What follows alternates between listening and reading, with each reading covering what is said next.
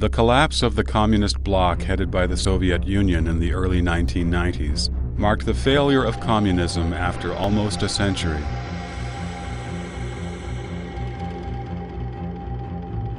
However, the CCP unexpectedly survived and still controls China, a nation with 1/5 of the world's population. No one in today's China, including the party members, believes in communism. After 50 years of socialism, the CCP has now adopted private ownership and even has a stock market. It seeks foreign investment to establish new ventures while exploiting workers and peasants as much as it can. This is completely opposite to the ideals of communism. The leopard has died, but its skin is still left. Today's CCP only has its skin left. The CCP inherited this skin and uses it to maintain its rule over China. What is the nature of the skin inherited by the CCP? That is, the very organization of the CCP.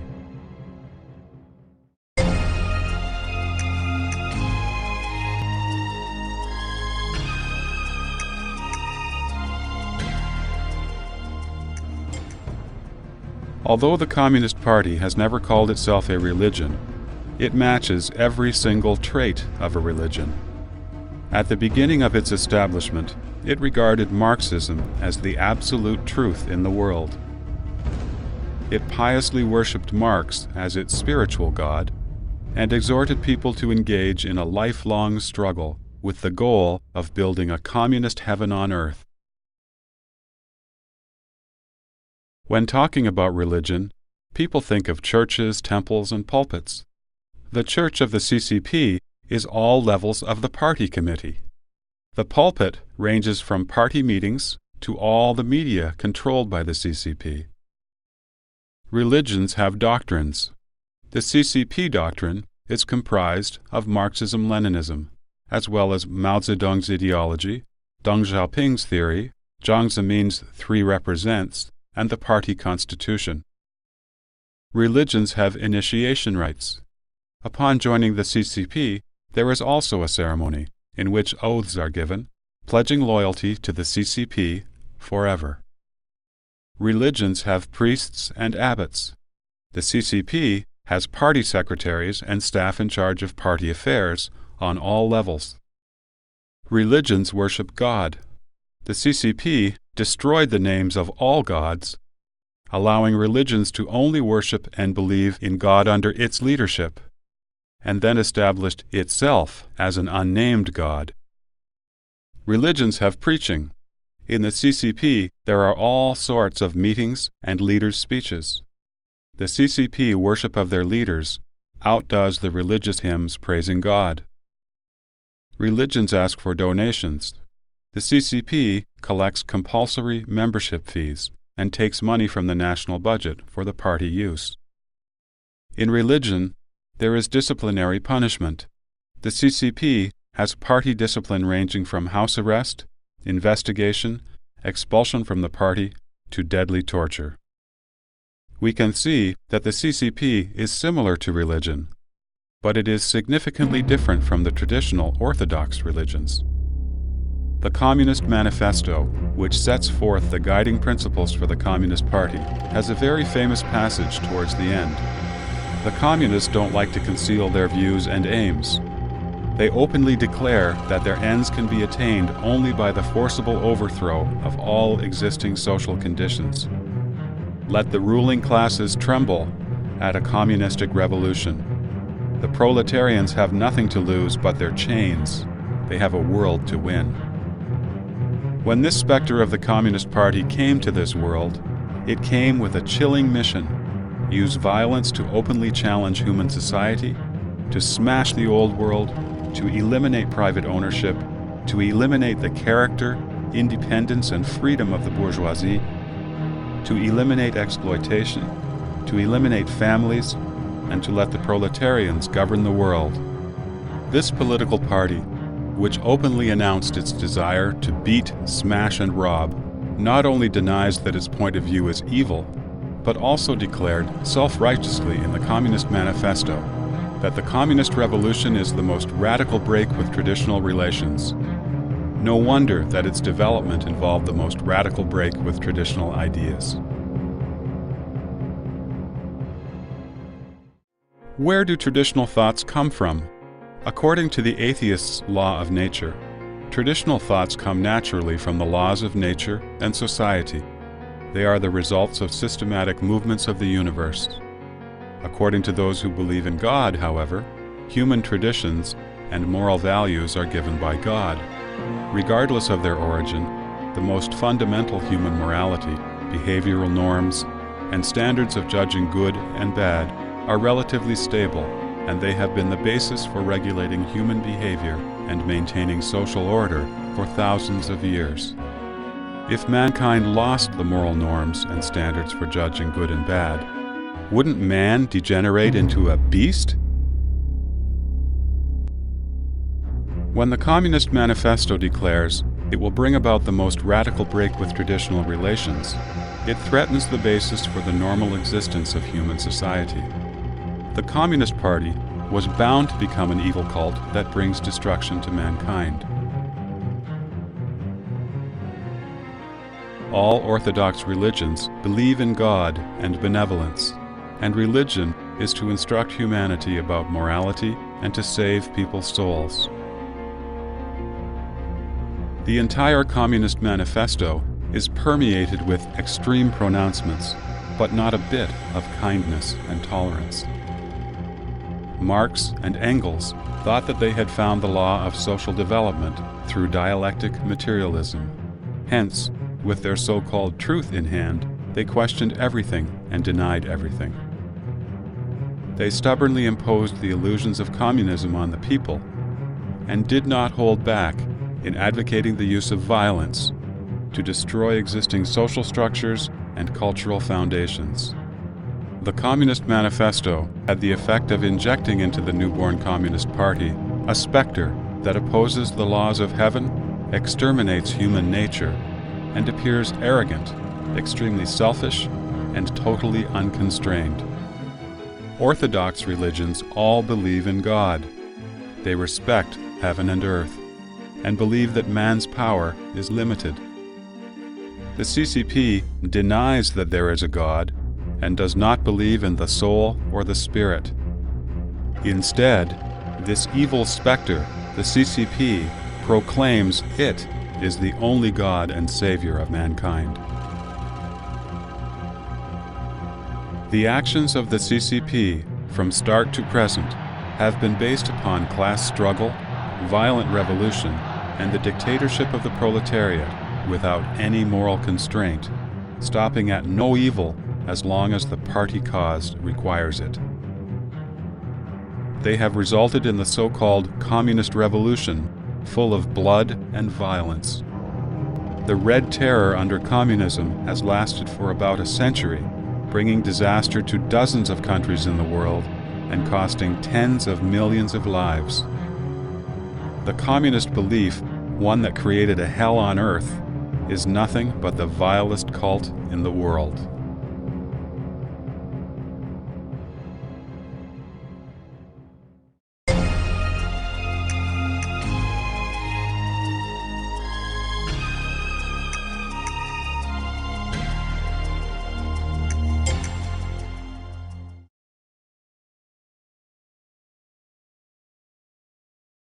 Marxism was a product of the initial period of capitalism, when productivity was low and science was underdeveloped. It didn't have a correct understanding at all of the relationships between humanity and society or humanity and nature. However, this heretical ideology, lacking in benevolence and tolerance, and filled with arrogance, was held up by the Communist Party as its religious doctrine and harmed the human world for over a century. From Lenin's theory of violent revolution to Mao Zedong's theory of continuous revolution under the dictatorship of the proletariat, to Jiang Zemin's three represents, the Communist Party's history is full of such heretical theory and fallacy. Although these theories have caused endless disasters in practice, and the fact that they are self-contradictory, the Communist Party still proclaims that they are universally correct and forces the people to study and accept its doctrines. Eliminating dissidents is the most effective means for the evil cult of communism to spread its doctrine. Because the doctrine and behavior of this evil cult are too ridiculous, the Communist Party has to force people to accept them, relying on violence to eliminate dissidents. After the Chinese Communist Party seized the reins of power in China, it initiated land reform to eliminate the landlord class. It initiated socialist reform in industry and commerce to eliminate the capitalists. It initiated the movement to purge reactionaries, to eliminate folk religions, and to eliminate officials who held office before the communists took power. It initiated the anti-rightist movement to silence intellectuals, and it initiated the Cultural Revolution to eradicate traditional Chinese culture. The CCP was able to unify China under the evil cult of communism and achieve a situation where everyone read Mao's Little Red Book, performed the loyalty dance, and, as the saying goes, asked for the party's instructions in the morning and reported to the party in the evening. In the 1980s, when people's minds had just a little more freedom, the CCP came up with the anti-bourgeois liberalization and proposed the 4 fundamental principles. Because the Communist Party craved absolute leadership. In 1989, when young students peacefully requested democracy and opposed corruption, they suffered the bloody repression of the Tiananmen massacre, because the Communist Party could not tolerate the democratic ideology. From 1999 to this day, the CCP has been brutally persecuting Falun Gong, because the party cannot tolerate human nature and kindness. Only when they have destroyed people's conscience with violence can the Communist Party feel secure about its own power. From Marx to Jiang Zemin, the portraits of Communist Party leaders are prominently displayed for the public to worship. The absolute authority of the Communist Party leaders forbids any challenge. Mao Zedong was set up as the Red Sun and Big Liberator. The party spoke outrageously about his writing, saying, "One sentence equals 10,000 ordinary sentences." As an ordinary party member, Deng Xiaoping once dominated Chinese politics like an overlord. Jiang Zemin's 3 represents theory is merely a little over 40 characters long, including punctuation, but the CCP 4th plenary session boasted it as providing a creative answer to questions such as what socialism is, how to construct socialism, what kind of party we are building, and how to build the party. Stalin's wanton slaughter of innocent people, the catastrophic cultural revolution launched by Mao Zedong, Deng Xiaoping's order for the Tiananmen Square massacre, and Jiang Zemin's ongoing persecution of Falun Gong are the dreadful results of the Communist Party's heretical dictatorship. On the one hand, the CCP stipulates in its constitution the following: all power in the People's Republic of China belongs to the people. The organs through which the people exercise state power are the National People's Congress and the local people's congresses at different levels. No organization or individual may enjoy the privilege of being above the Constitution and the law. On the other hand, the CCP Charter stipulates that the CCP is the core of the leadership for socialism with Chinese characteristics, overriding both the country and the people, causing this specter from Europe to spread all over the Chinese nation.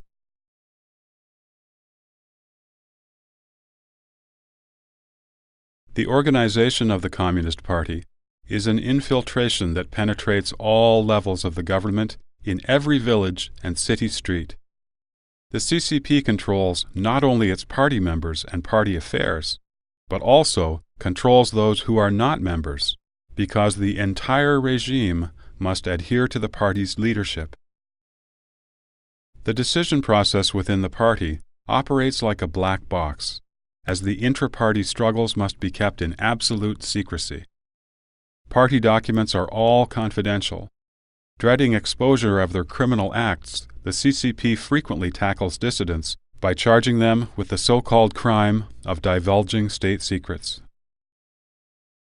Joining the CCP is like signing an irrevocable contract to sell one's body and soul. With the party's rules being always above the laws of the nation, the party can dismiss any party member at will, while the individual party member cannot quit the CCP without incurring severe punishment. Quitting the party is considered disloyal and will bring about dire consequences. During the Cultural Revolution, when the CCP cult held absolute rule, it was well known that if the party wanted you dead, you could not live. If the party wanted you alive, you could not die. If a person committed suicide, he would be labeled as dreading the people's punishment for his crime, and his family members would also be implicated and punished. At their regular meetings, members of the Communist Party must criticize themselves and others. They must report their thoughts to the party and voluntarily accept the party's mind control. Periodically, violence and terror are used to test members' sense of party nature and to test their devotion to the party, while assuring they keep in step with the party forever. Mao Zedong said, "A revolution is not a dinner party, or writing an essay, or painting a picture, or doing embroidery. It cannot be so refined, so leisurely and gentle, so temperate, kind, courteous, restrained, and magnanimous. A revolution is an insurrection, an act of violence by which one class overthrows another." Deng Xiaoping recommended killing 200,000 people in exchange for 20 years' stability. Jiang Zemin ordered, when talking about Falun Gong practitioners, destroy them physically, ruin their reputation, and bankrupt them financially. The CCP promotes violence and has killed countless people throughout its political movements.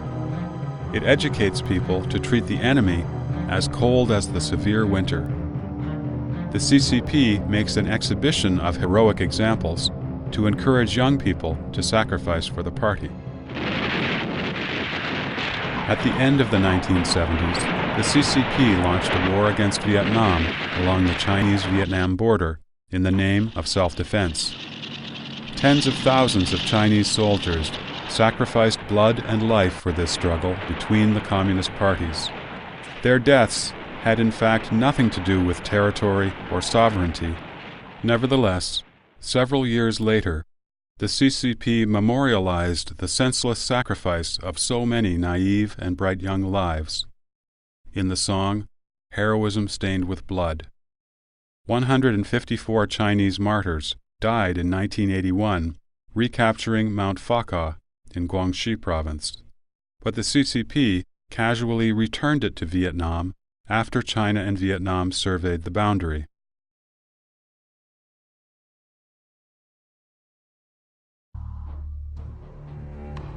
When the rampant spread of SARS threatened people's lives at the beginning of 2003, the CCP readily hired many young female nurses. They were quickly confined to hospitals to nurse SARS patients. The CCP pushes young people to the most dangerous front lines in order to establish a public facade of the party's glorious propaganda image of fear neither hardship nor death. But at the same time, CCP leader Jiang Zemin took his closest followers and left Beijing to hide in Shanghai.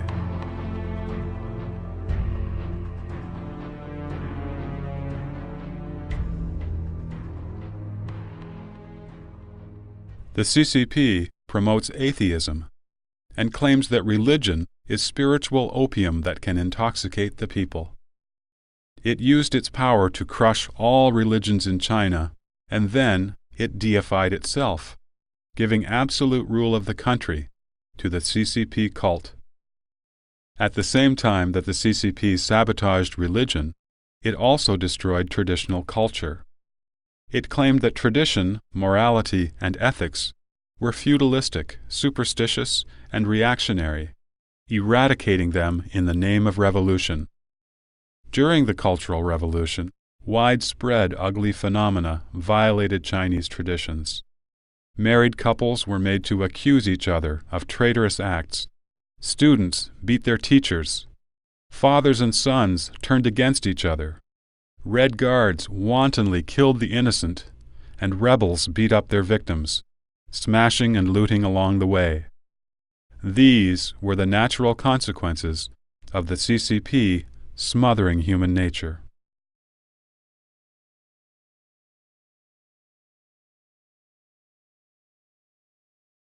A major characteristic of cults is their amassing money. After the CCP seized power by armed force, they generated a system of state ownership in which the state holds many monopolies in the so-called planned economy.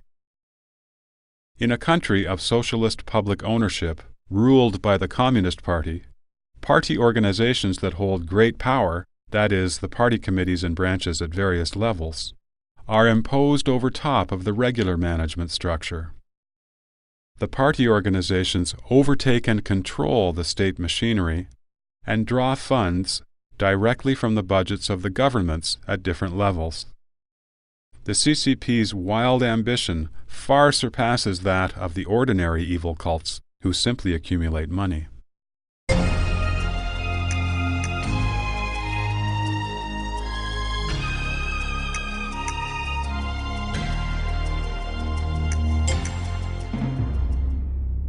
When things like the Aum Shinrikyo cult killing the public with sarin nerve gas in the Tokyo subway are mentioned, or the solar temples ascending to heaven by suicide, or the mass suicide of Jim Jones and his 900 followers in the People's Temple, everyone trembles with fear and outrage.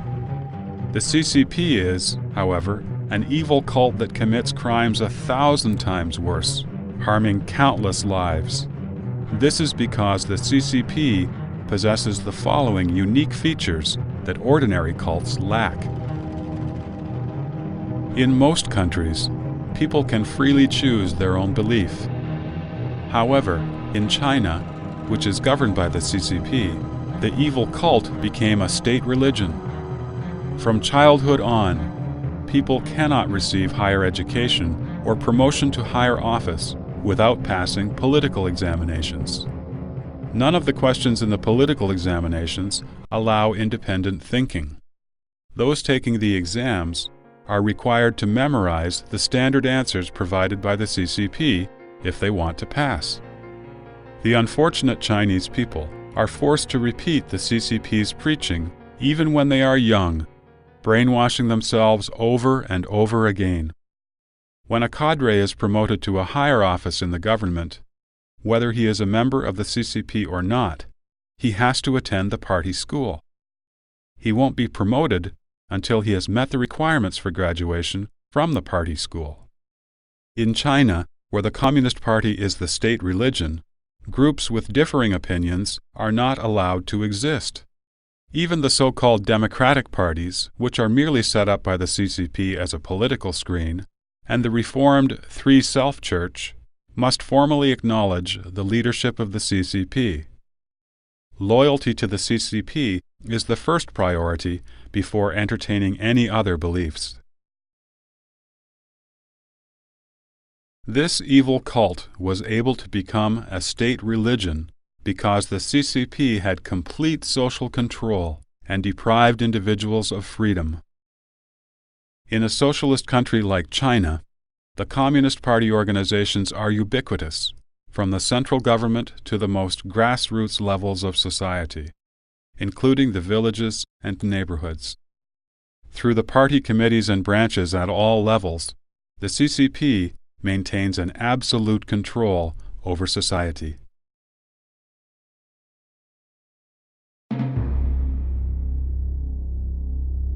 Almost all evil cults control their followers or resist external pressure through violence.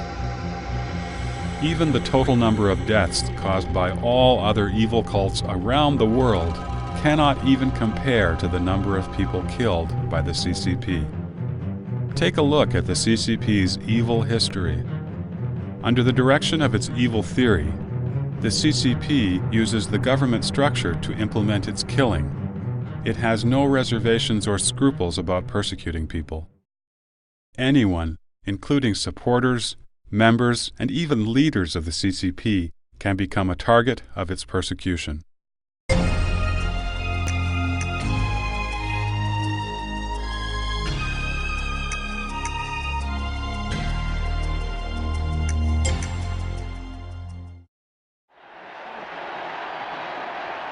The Communist Party has constantly emphasized iron discipline, absolute loyalty, and organizational principles.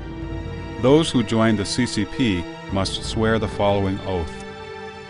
I wish to join the Chinese Communist Party, to support the party's constitution, follow the party's regulations, fulfill the members' obligations, execute the party's decisions, strictly follow the party's disciplines, keep the party's secrets, be loyal to the party, work diligently, dedicate my whole life to communism, stand ready to sacrifice everything for the party and the people, and never betray the party.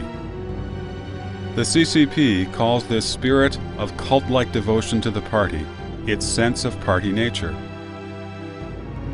It asks a CCP member to be ready any time to give up all personal beliefs and principles and to obey absolutely the party's will and the leader's will.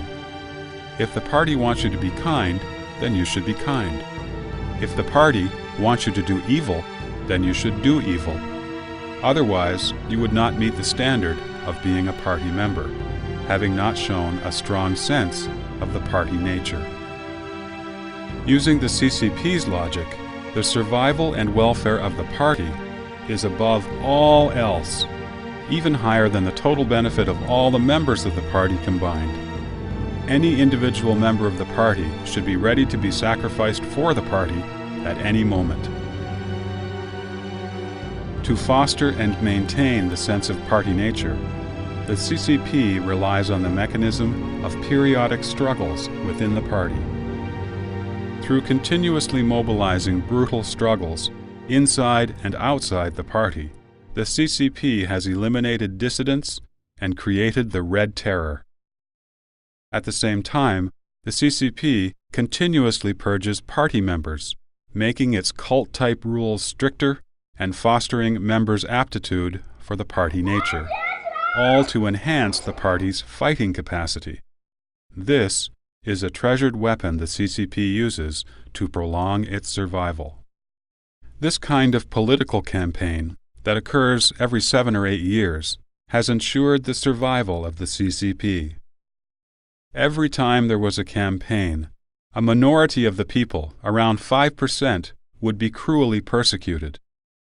The tragic end of Liu Shaoji, the party leader who was later arrested and tortured to death, and Peng Dehuai, a high-ranking official who dared to challenge the Great Leap Forward, and other dissidents who were tortured to death, brought the remaining 95% into obedient adherence to the party line, thereby enhancing the party's cohesive force and destructive capacity. These struggles also eliminated faltering party members who were not willing to give up their conscience and attacked any force that dared to resist. Through this mechanism of struggle, those CCP members who have the greatest desire for struggle and are best at using the methods of hoodlums have gained control. The CCP cult leaders are all fearless people, rich in the experience of struggle and full of the party spirit. This kind of party nature required by the CCP has come precisely from the CCP's cult nature. In order to realize its so-called ideal, the CCP is determined to break away from all traditional principles, to apply violence at all costs, to smash the world, and eliminate all dissidents, and uses all means to fight without reservation any force that hinders it. Therefore, it needs to train and enslave all its members to become the party's heartless, unjust, and faithless tools. So it must eliminate people's conscience and benevolent thoughts to make people believe in its evil doctrine.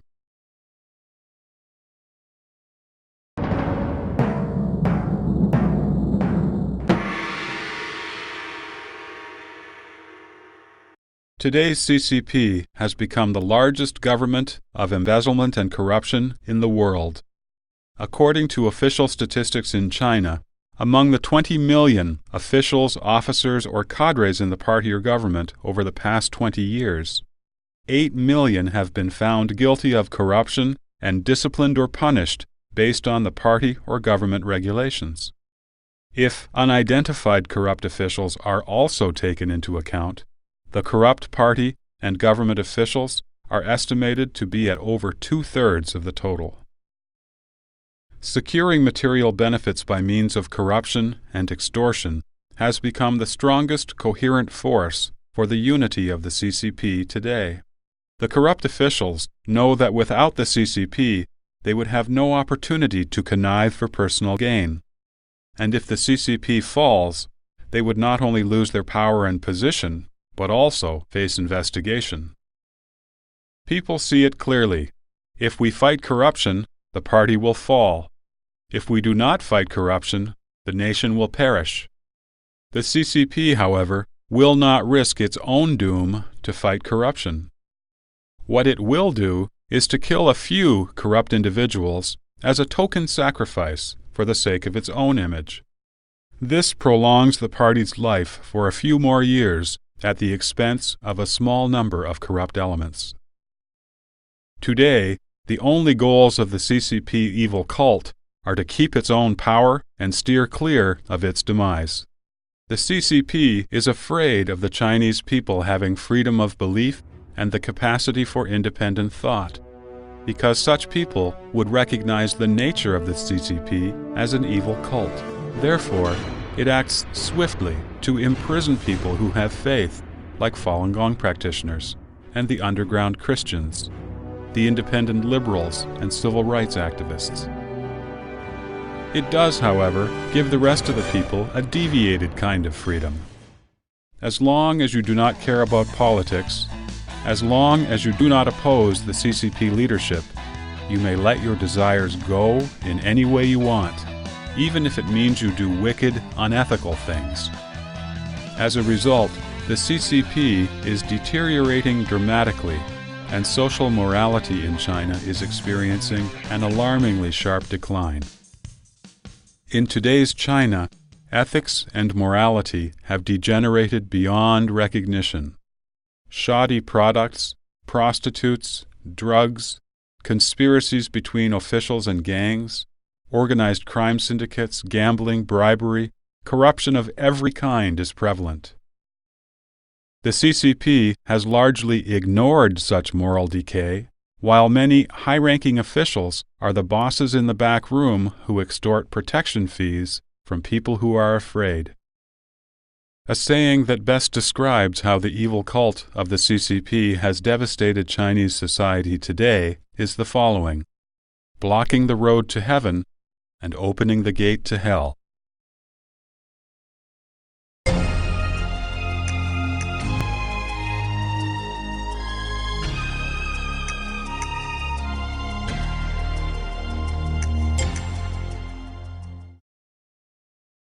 This seemingly simple question has no simple answers. Under the pretense of being for the people, and in the guise of a political party, the Communist Party has indeed deceived millions of people. And yet, it is not a political party in the ordinary sense, but a harmful and evil cult possessed by an evil specter. The Communist Party is a living being that manifests in this world through the party organizations. What truly controls the Communist Party is the evil specter that possessed it when it first came into being, and it is that evil specter that determines the evil nature of the Communist Party. The leaders of the Communist Party, while acting as the gurus of the cult, serve only as the mouthpiece of the evil specter and the party. When their will and purpose are in line with the party, and they serve to strengthen the party, they will be chosen as leaders. But when they can no longer meet the needs of the party, they will be ruthlessly overthrown. A dozen or so ranking party leaders have fallen from grace, which proves the truth of this statement. In fact, the top leaders of the party are walking on a very narrow tightrope. They can either break away from the party line and leave a good name in history, as Mikhail Gorbachev did, or be victimized by the party, like many general secretaries of the party. The people are the targets of the party's enslavement and oppression. Under the party's rule, the people have no rights to reject the party. Instead, they are forced to accept the party leadership and fulfill the obligation to sustain the party. They are also subjected to regular cult-style brainwashing under the threat of coercion from the party. The party members are a physical mass that has been used to fill up the body of the party. Many of them are honest and kind, and may even be quite accomplished in their public life. These are the people the CCP likes to recruit, since their reputation and competence may be used to serve the party. Many others, out of their desire to become an official in order to gain private profits, work hard to join the party. There are also those who chose to join the party because they wanted to accomplish something in their lives and realized that under communist rule, they could not do well for themselves in society unless they joined the party. Regardless of the motive for joining, however, once you swear your allegiance in front of the party's flag, willingly or otherwise, that means you have devoted yourself to the party. You will then go through the brainwashing process by participating in weekly political studies. After the bondage of the party nature is imposed on you, once you show your human side, you will be purged or persecuted. You cannot withdraw from the party on your own, even if you want to, for the party, with its entrance yes and exit no policy, would regard you as a traitor. That is why people often reveal a dual nature. In their political life, they show the nature of the Communist Party, and in their home life, they show their human nature. The party cadres hold the power among the party members. Though they may have some choices between good and bad, and the ability to make their own decisions on a few occasions, when required, and for all major events, they, as a whole, have to follow the will of the party.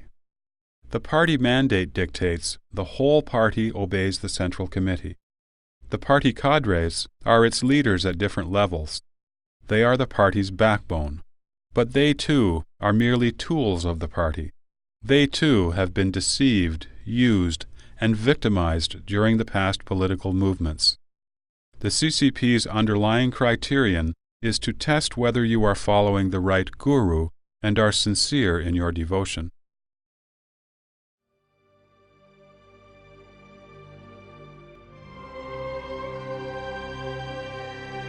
The CCP has acted viciously and wickedly throughout its more than 50-year rule over China. But why do the Chinese people lack a realistic understanding of the CCP's evil nature? Is it because the Chinese people are dumb? No. The Chinese are among the wisest nations in the world. The key lies in the deception, cruelty, and the mind control practiced by the CCP. Not many Chinese would even dare to think of calling the CCP an evil cult. All that people have heard have been the praises of the party, and their minds have been impoverished of any thought other than the ideas that reinforce the CCP. They can only hope that the CCP can reform, or that it might soon have a just leader, but they cannot recognize at all the evil nature of the CCP cult. The CCP keeps on confusing the Chinese people's notions. The CCP equates itself with China and instills the concept that loving the CCP is patriotic, and that being patriotic means loving the CCP in order to cover up its own sins. The CCP has been moving towards its complete doom. What is most troublesome is that this evil cult is stubbornly doing what it can to take the Chinese nation with it into an abyss of corruption and degeneration. There is an old Chinese idiom that means, "There will always be trouble until he who stirs it up is removed." The dying CCP's control over people's minds is now loosening. With the advance of telecommunications and the Internet, people are learning more and more facts. As the corrupt officials increasingly plunder and oppress the people, the public are beginning to wake up from their illusions about the CCP, and many of them have started to exercise civil disobedience. In its persecution of Falun Gong, the CCP has spent 1/4 of China's national resources.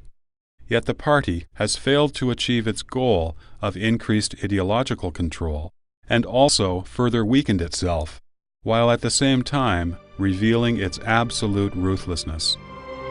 This opportune moment has made people reconsider the CCP, and as a result is paving the way for the Chinese nation to free itself from the ideological bondage and completely break away from the control of the communist evil specter.